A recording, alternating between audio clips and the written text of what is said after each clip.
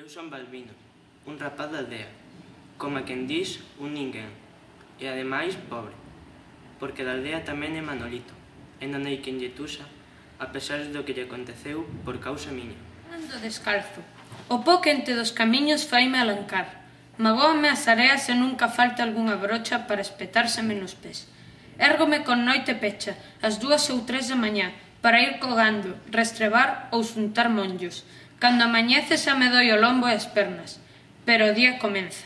Sede, sol, mosardos. Inverno frío, ganas de estar arreo ao pé do lume, muiños apeados, faladurias de neves e lobos.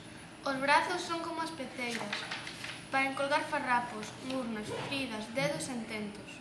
Que saben destos nenos da vila?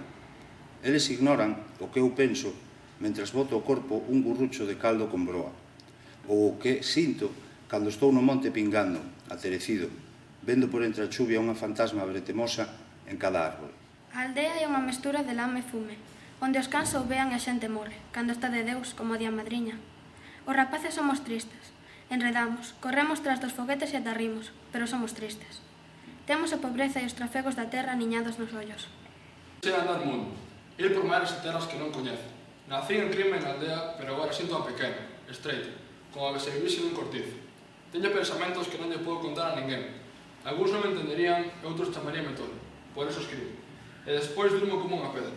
Quedo desatafegado, libre, como se me quitasen de enriba un bocoi. Cousas miñas. E tamén de Smith, o capitán que estivo na guerra e cando voltou para casa púsese a escribir todo o que lle acontecera. Así está no libro que me trouxo o holandeiro. Eu fixese un libro nin falar. O gallá que non me atopen no caderno. Daríame vergoña. E non é para menos. Porque nel devorco todo o que sinto. Moi pouca xente o fai. Todos abren o peteiro para dúas cousas, para dicir a verdade ou para arredarse dela. Na miña casa non me comprendían, e outro tanto aconteceme na do holandeiro. Eso é o peor que lle pode suceder a un, pero a moita xente non se lle dá. Eu non sei se esvarío. Vexo o mundo de arredor de min e adoezo por entender. Vexo sombras e luces, nubeiros que viaxan, lume, árboles. Que é todo isto? Ninguén me di, poño por caso, para que sirven as estrelas, nin onde morren os paxaros. Sei de certo que moitísimos anos antes de nacer eu xa había sol e penedos e fuxía auga polo río. Estou seguro de que todo seguirá igual, despois de que eu morro. Virei máis xente e máis, tripando uns nos outros, esquecéndose adrede dos que morreron, como se non houvesen vivido. Ir no caderno, quen o diría? É como balear o corazón. Parece un milagre, pois ao fin de contas non pasa de ser unha conversa comigo mesmo. Pero para min é milagre todo.